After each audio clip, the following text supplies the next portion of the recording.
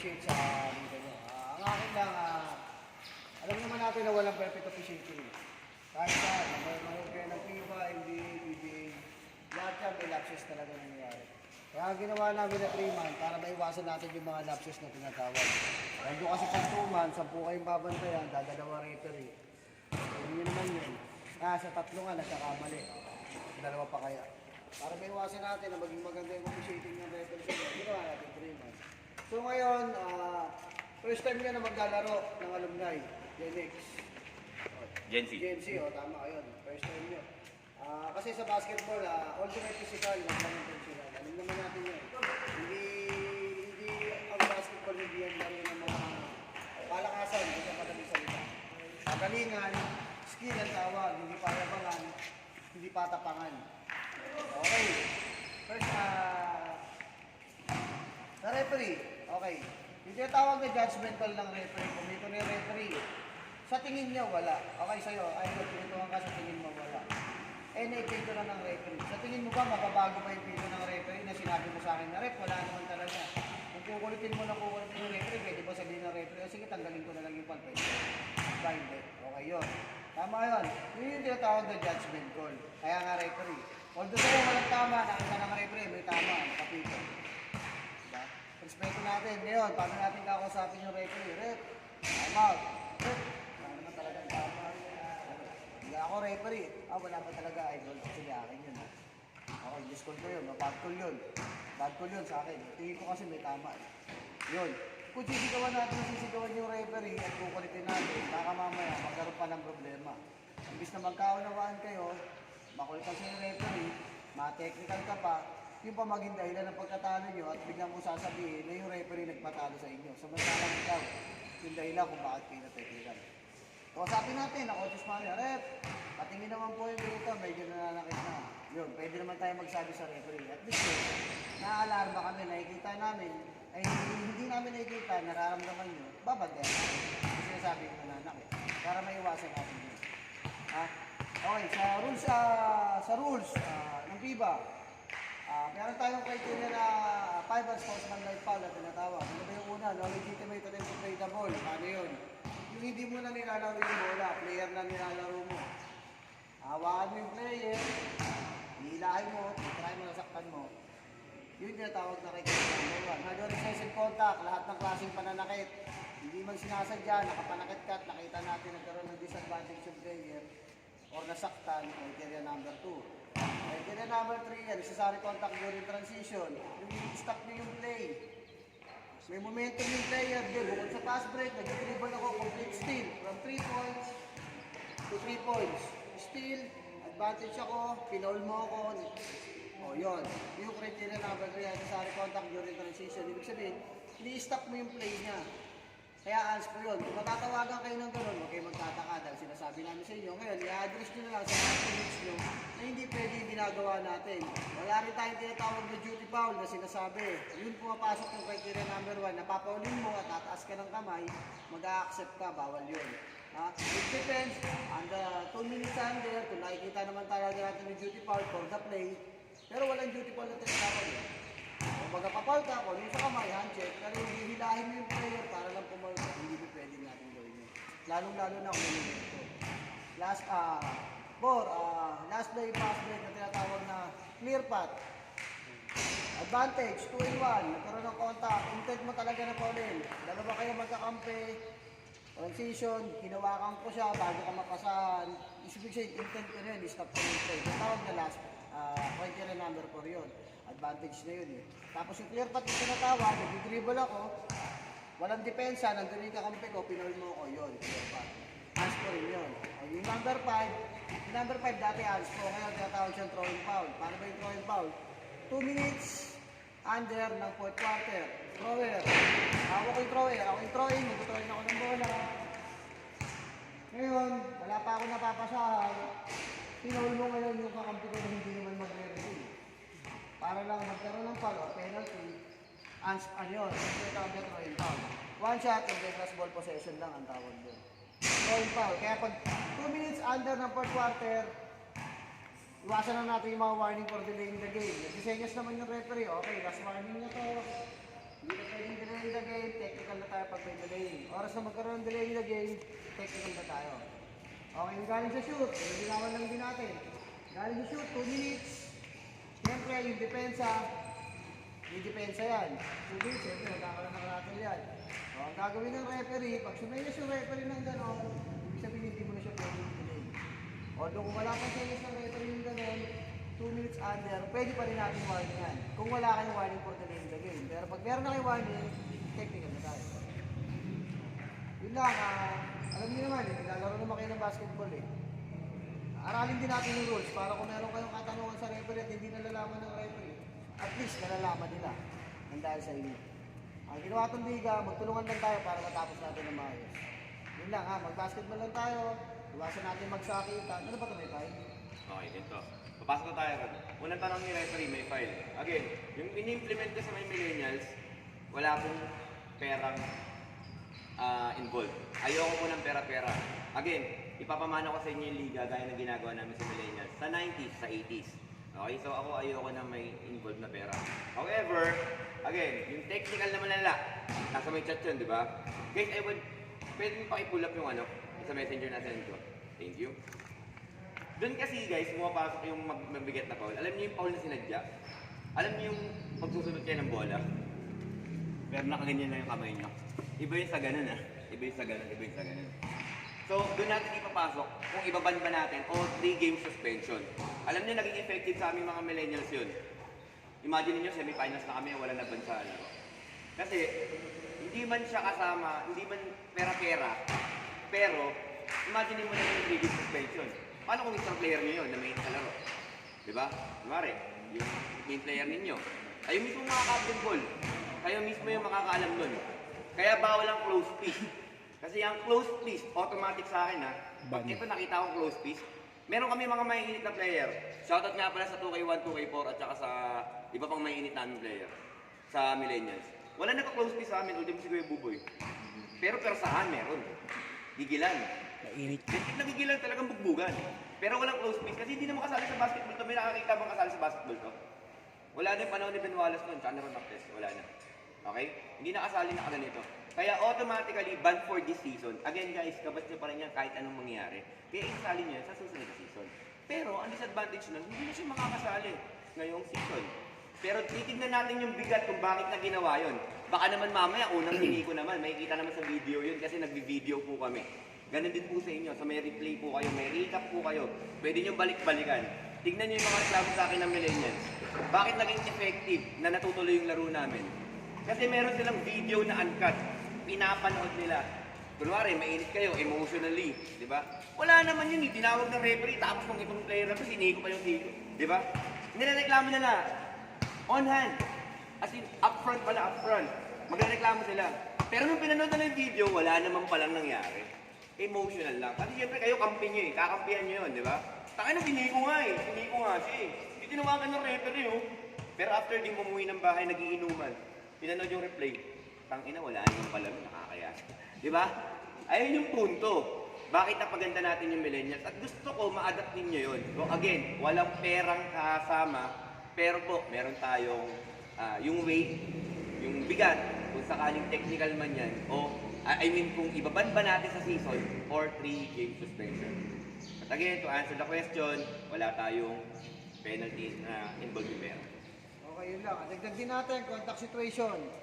Yung contact situation, hindi lahat ng contact ay pwede considered na foul. Sample, ikaw nag-dribble ka ng bola. Kung yung dribbling, takit ka sa kamay. Hindi naman nawawala yung control sa'yo. Ibig sabihin, wala pang disadvantage na tinatawag. Ang foul kasi, kailangan magkaroon ng advantage, disadvantage bago siya pumasok sa criteria ng foul. Hindi yung kada lahat ng tama, red foul, lahat hindi. Kailangan magkaroon ng disadvantage. Sa madaling salita, nadibalde. Nawala. O yun, nakita niyo naman yung mga ganun. Yun ang tinatawag na foul talaga. Kasi kung ako, offensive player, atake ako, binangga kita. Siya na yung binangga ako, siya pa yung nagkaroon ng foul. Ano mararamdaman mo? Nakatayo lang ako na yung binangga ako pa yung foul. Di ba masakit? Okay, di ba? Either na, pag ako bumangga sa kanya, charging, o it depends sa gravity, kung talagang binigyan ko ng sigo, kung kayang i-upgrade red grade ng sportsmanlike foul, hindi porkit na sinabi ng referee na pinito ng referee foul. Foul lang kami. Eh, wala naman tayong review, wala naman tayong IRS na tinatawag, wala naman tayong material. Ako sabi ko mga referee, pare, hindi regular foul yun ha. Upgrade mo ng ASPO yun. Okay, report. Yung foul na sinasabi sa'yo, kung sa tingin mo foul lang, hindi naman nakita ng dalawang referee at nakita ng isang referee pang ASPO yung ginawa mo, pwede natin i-upgrade yun. Although tinawag naman ng referee as sportsmanlike foul, nakaganon agad, pag-uusapan pa rin. Ano ba nakita mo? Pre, para binigyan eh. Sabi ko sa akin, parang regular lang. Ikaw, regular lang. O yun, yung as sportsmanlike foul na tinawag, pwedeng i-downgrade ng regular foul lang. Hindi porkit na tinawag na ASPO na siya. Pag-usapan pa rin ng referee kung pwedeng i-downgrade or yung foul na pwedeng i-upgrade. Kasi nasa rules naman ng FIBA yun, downgrade and then upgrade. Yun lang, basta, modern basketball lang, alam niyo naman yan eh. Laro lang tayo. Tapos, iwasan lang natin magsakitan. Siyempre, di ba naman sa inyo, alam ko na, nagtatrabaho na. Sayang naman yung trabaho kung madidisgrasya tayo at makadisgrasya tayo. Siyempre, nakakonsensya naman yun. Kung alam naman natin na hindi na dapat habulin, bigyan na natin. Yun lang, Okay, cut kita dyan. Yung sinasabi niya na, may mga trabaho naman kayo, may pamilya kayo, diba, ng binubuhay. Again, guys, yung sinabi sa inyo na aksidente na malala. Guys, kunwari nasa second week pa lang tayo. May maputulan ng paa. Paul George, Kevin Ware, Gordon Hayward. Since nasa akin yung mga kota ninyo, secured yung liga ninyo, tama? Again, secured yung liga ninyo. Bayad na yung referee, bayad na yung court. Yan yung gagawin natin. Kaya nga, maniwala kayo, wala sa akin mapupunta yan. At mamanayin niya yan. But again, kapag mayroong naging ganun, men, dahil sa ginawang ng opponent, guys, hihinto natin yung liga. Kailangan ko ng tagli 5,000 bawat batch. Kasi agaran nating pantutulong yon. Kunwari, ikaw Jess, huwag naman sana.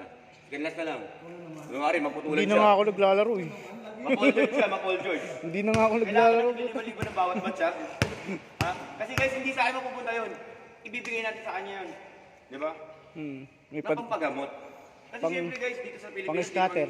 yung galing sa Amerika, sa US, di ba? Isisimento naman din nila yan. Di ba? Sa amin, sa tuwing Sapados, maniwala kayo may liga. Tatay ko Pero walang nags- ganitong communication. Again guys, iisa tayo ng alma mater, iisa tayo ng pinag-graduatean, ha? Natural, nakakahiya naman kung iiwanan natin sa ere, yung taong na-aksidente, nang dahil lang sa paglalaro. So again guys, bago tayo mag-moving forward, mag-move on sa laro, sa paliga, kahit week 3 pa lang yan, kahit week 8 yan, ihihinto ko yan hanggat wala ako nakakuha sa 50,000 para ibigay doon sa taong naputulan ng paa o nabalian ng kamay. Okay? Gusto ko makita, taas nga kami ng okay sa 5,000 na pang ayuda. Guys, patingin mo.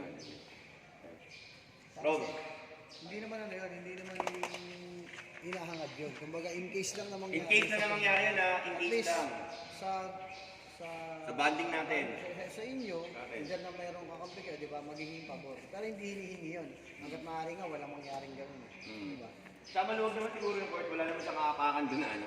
Kahit tumiyap pa na napakalayo, hindi kayo kakabot na makabalihan yun dun. Awa ng Diyos. Di ba? Okay, so balik tayo kay referee, ha? Kasi nagmamadali. May tawag yun sa amin. Hindi, okay na ako. Okay na. Okay, so ako Question nandito lang sa yung inyo. ano, nandito yung referee. Question lang sa inyo. Yan. Sa ano rin sa, di ba under 2 minutes ng ano ng fourth quarter, Oo. applicable pa ba yung pag-upgrade tsaka downgrade? Oo, lahat. Hanggang hindi siya natatapos. Pwede pa rin natin upgrade tsaka downgrade. Hanggat hindi natatapos ang game, or 2 seconds na nga 1 seconds, nagkaroon ng foul. Nakita naman natin, hindi na foul, sinampal na sa mukha. Kaya pala, 1 seconds na, ano gagawin natin?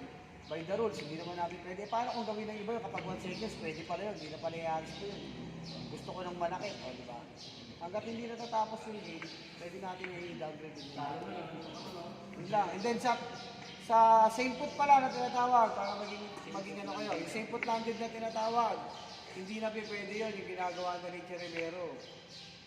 Okay tayo sa Yung banya. half step. Rep, half step lang eh. Okay tayo sa half step, pero magagaling sa left and then right. Yung ginagawa na kanan, sabay babagsak kanan, traveling, same foot landed.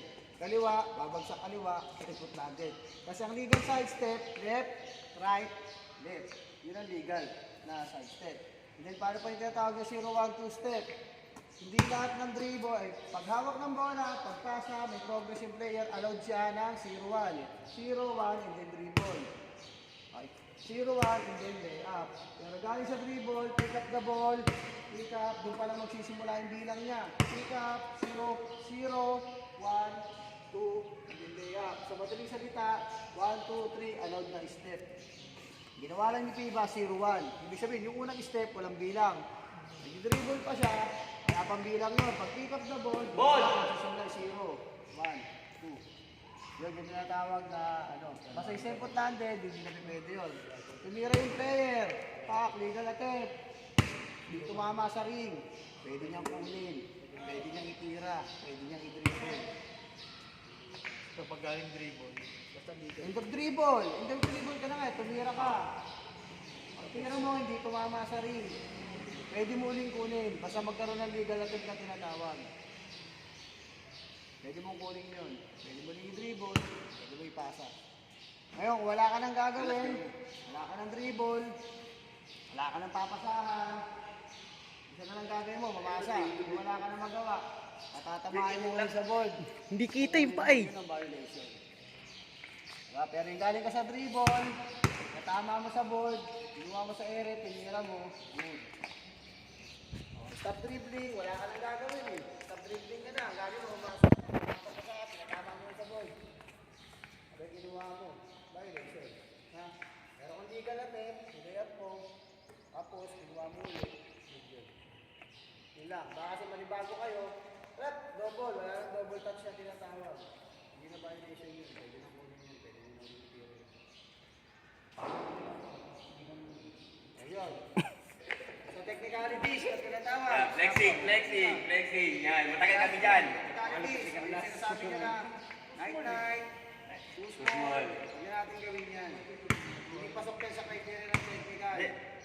Kaya inopen niya na ng referee kasi pinag-usapan namin to almost 30 minutes tang ina flexing pa lang. Alam niyo kung bakit?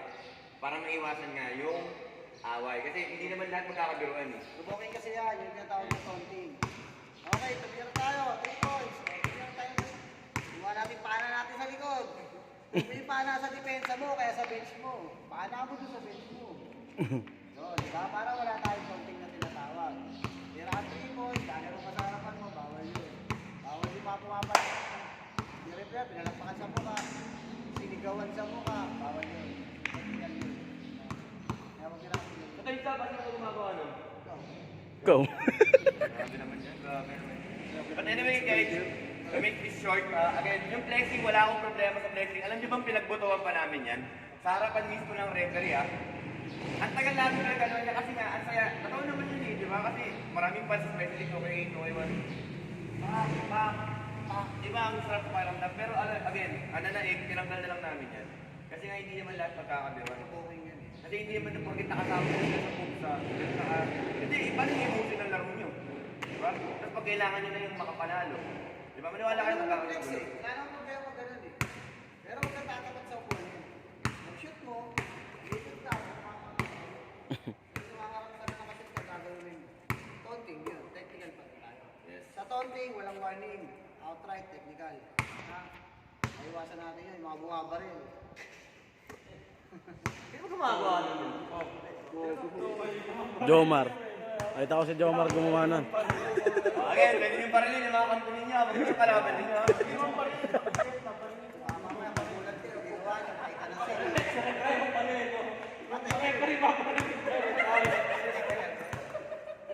Okay, guys, habang nandito yung referee, before we move on to 2K12, again, meron akong ganito timeouts natin, linawin natin.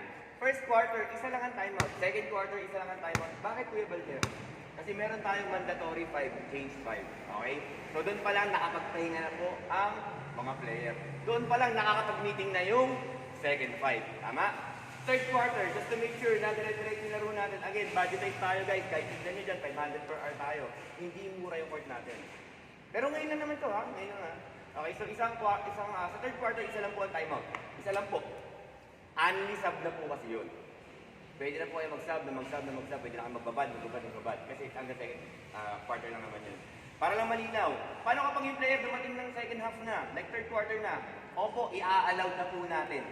Pero hindi po pwede na kapag dumating ng fourth quarter, okay? Hanggang third quarter lang po. Bakit po pinayagan ni Kuya Balder yun? Sa ibang liga, hindi na pinapayagan yun. Again, alma mater natin to, isa na tayo naging graduatean. Huwag naman kayo masyadong may sa ganun. Okay? Nagkota yun. Nagsuot ng jersey. Naggasolina papunta rito. Di ba? Sayang naman yung effort ng tao. Baka mamaya, nag-half day pa yan sa trabaho. Tapos pagdating na rito, yung bawal na yan. Bakit yung ginagawa to? Alam niyo kung bakit? Nangyari sa amin yung 2K6. Again, nangyari sa amin yung 2K6. Lahat ng superstar namin dumating third quarter na. Tapos 5 lang kami, kalaban namin 12. Anong nangyari? Hindi nakalaro sila Barba. Sila Orara, sila Randy. 5 lang kami na natili doon. O sige lang, hindi nakalaro. Buti na lang si Daniban ang inyong lingkod. Shoutout kay Kuya Balder. At 45 points, kalaban 2K5. Nanalo pa rin kami. Ayun yung highlights doon. But anyway, again guys huwag na natin ulitin nyo kasi kawawa naman yung mga company nyo na bakit na third quarter, di ba? So, ihahaya natin siya maglaro ng third quarter. Kahit dumating yan. Pero pag fourth quarter, linawin ko lang po fourth quarter, nandiyan na sa third quarter, di ba siya nag-BBS? Di ba? Parang may mali na yata doon. Okay, tandaan nyo guys. Sabado-linggo nga pala laro natin Sabado-linggo laro natin Sabado-linggo. Nanalo yung botohan natin again, voting system tayo. So, pagdating sa fourth quarter, kung ang third quarter ninyo ay hindi ninyo na gamit yung timeout, i-carry over natin yun sa fourth quarter. So, meron na kayo 3 timeout. May 3 timeout na kayo. So, ngayon, pag nagamit yung third quarter, dalawa na lang yung time sa fourth quarter. Paano kapag hindi nagamit yung isang timeout, tapos nag-overtime? I-carry over yun sa OT. Isang OT. Isang timeout sa isang OT. Pero kung mayroon pag natirang sa fourth quarter, pwede nyo i-carry over. So on and so forth. Ganun na mangyayari, ha? Saan? Sa timeout? Sa timeout. Just to make sure na malinaw lang tayo, kasi bigyan ako na House rules yun. House rules yun. Kasi FIFA rules tayo, and then may house rules tayo. Kasi nga, just to make sure lang na lahat mag-e-enjoy. Just to make sure lang na walang butas. Kasi nga, kasi sa inyo yun house rules nyo yan. Ganun ang ginawa ko sa millennials, awa ng effective naman. But again, this time, may video na, may sinad pa ako sa messenger, isusulat ko pa yan ng hard copy. Sa overtime, may time sila ng fourth quarter, hindi nag-overtime, magiging dalawa tayo sila. 2 minutes naman tayo. Okay, i-carry over na overtime. I-carry over. Ayun, house rules yun House rules. Hindi FIBA rules yun Hindi FIFA rules yun. Kasi sa FIBA rules, kapag may time out pa kayo ng fourth quarter, kahit dalawa pa yan, Wala na. nagkaroon ng overtime, hindi na pwede Hindi na pwede i-carry over. Kasi overtime. Magkakaroon na tayo ng isang time out sa overtime. Sa FIBA rules. Yes. Ngayon, sa house rules nyo, nasa inyo kung paano nagamit yung overtime. Ayun yung time out nyo. Okay. Nagtatanong, ilang minutes ba kada isang timeout? Guys, maluwag ako sa timeout. 1 minute lang, di ba? Iba 30 seconds. Hindi, 1 minute na yan. Magpahinga kayo. Hindi tayo pwedeng may sumuko ka rito. May matay. Gamitin kayo sa minuto ninyo. 1 minute, sa inyo na yan. Hindi ko pagdadamit yan, okay? Yun lang naman. Sa half time, medyo wait tayo dyan kahit mga 2 minutes lang Kasi guys, 6 hours lang ang binayaran natin dito. Saka yung ano ba naman yung oras? Oo. Make it nila eh. Nga pala, sa oras, pansinin ninyo. Awa ng Diyos, politiko, sa aming mga millennials, wala na default. Bakit? Kasi lahat naman sumunod. Kasi may communication na nangyari. Kayong mga leaders ang magsasabi nito. Kung sino yung nasa first game, kunwari, 2K17 versus 2K12, kayo na magsabi sa mga company nyo, guys, 2:30 all time, kailangan 2:15 nandito na kayo. Kasi guys, Green Hills 1 to. Sobrang Oo, ganun na yun. All time na yun. So ngayon, again, hindi ako nag-default. Ayoko kasi mag-default. Again, pera niya yun. Pero, as a leader, ganun din yung gawin ninyo. Kung paano yung ginagawa namin sa millennials. I-implement ninyo. Uy, wala naman malalit. Again, pumapayag ako kahit 5 lang kayo. Kunwari, on the way pa lang yung iba. 5, magsa-jump ball tayo. Paano kung naging 4 na lang yung player? Pero kung 5 kayo, tapos naging 4 yung player, okay lang. Tuloy-tuloy hanggang may naglalabas ng bola Pero kailangan, 5 yung nag-i-start dito 5 yung mag-jump ball. Kung napalot yung isa, okay, diretso yung laro hanggat may naglalabas ng bola. Pero bigyan na naman mangyari sa alumni. Kasi maraming mga player talaga ng alumni. Okay, go on tayo. 2K12, tanong ka sa akin sa record. 2K13, Jomar. Okay ka na? Okay. 2K14 na. 2K15 na sa akin. 2K16 wala. 2K17 may tanong ka. 2K18 wala na. 2K19 wala. So wala na kayong katanungan. Committee, may tanong ka kaya dyan. Ano naman, sige na. Nako. Kita ka sa mga tayo, may laro ako mamaya Oy, nagbibigay na kayo 1.5 Guys,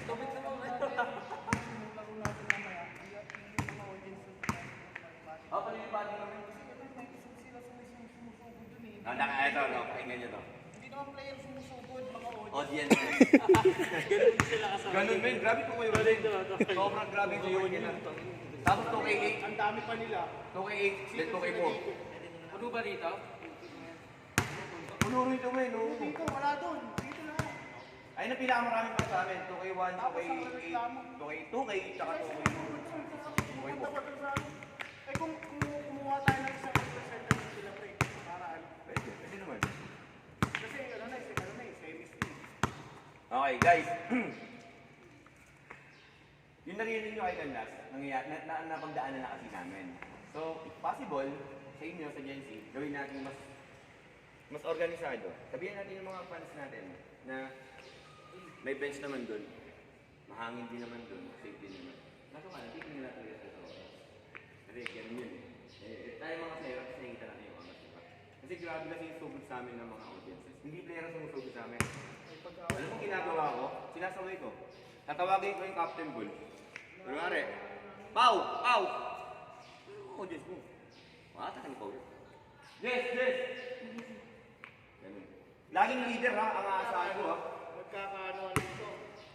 Nagkakaano. Promotion, promotion. Yung mga babae dito, sila sumusugod. Kasi wala silang fights eh. Hindi, sumusugod sila. Mas maganda na. Mabigat eh, na ako nabibigatan ako dito. Kaya nga, ang iingay niya, sumusugod ko, pupunta pa din first stage ko ito eh. Sinigit niya, kapatid na lang namin. Ito po, apat yung phone niya. Mamaya, kalaban namin 2,001. Mabigat na yun. Kasi maglalaro yung malalaki. Si SJ ata na lang. Si SJ ata na lang. Lalaro yun, lalaro. Pinakabiti pa yun. Lalaro yun. Pwede na SJ? Kalimutan. Bonito. Ayun, bonito. Bonito. Laro yun, tsaka yung ano, pasaola. Yung malaki, isang malaki, tatlo malaki nila, yung isang malaki. Yung rest nila sa mga out of the place. Oh, sino yun, man? Yung pinakluan sa mukha si ano, yung referee. Si ano? Hindi si Bergado, pero kamukha ni Bergado. Yung malaki nila, tatlo yung malaki nila. Ito kasi buba. Benito, Bergado. Maitim ba sa'yo maitim? Hindi si ano, hindi yung... Pinathrown up ko yun ah. Santos? Hindi. Imagine mo, pagkasaan. Santos, hindi. Again guys, pag hindi related sa basketball ha. Pag hindi related sa basketball. Kasi mag-iinuman kayo after ng game, wala kayo sa akin. Kaya magpaliwanag. Kasi kayo leadership eh. So, kung ano yung kahihiyang ginawa nung company nyo, sa inyo kayo babato. Diba? So ngayon, kung ano yung kagandahan na ginawa ng kagrupo ninyo, re-repeat din sa inyo. Again, domino effect tayo ha. Kung ako, kupal din ngayon lahat. Iisa lang tayo na alma mater. Magkaibang generation lang tayo ha. Magkaibang generation lang tayo. Kasi, guys, yung mga ganung senaryo, pwede nyo ipaliwanag na meron tayong house rules na sinasabi. Meron din kami pinag-usapan, pinag-utohan. Hindi naman po pwede na masusunod yung gusto ninyo. Meron kasi sa inyo, ito imagine nyo ito, ngayon ko lang sasabihin, pero pag nag-inuman na kayo, nagsama-sama na kayo, Panginoon, wala namang ganyan sa ibang liga man eh. Ngayon ko lang narinig yan. Sa ibang liga po. Kaya nga po meron tayong house rules na sinasabi. House rules to prevent away, gulo. At saka para matapos yung liga ninyo. Di ba wala pa kayo natatapos sa liga, Jensi? Ito lang po yung Memories na nga last ko. Memories na ngayon. Memories na ngayon yun. may memory ka, di ba? 1 year lang po yun. 4 years. 4 years lang.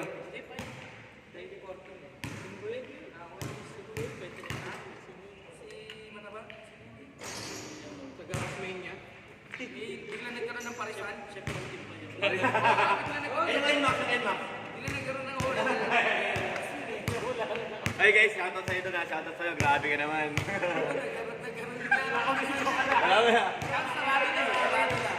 Sarado na. Hindi kami ano, tumpungan. Awit sa'yo, boss! May tumbong. Grabe ka naman. Yung mga bata. Pinera mo pa.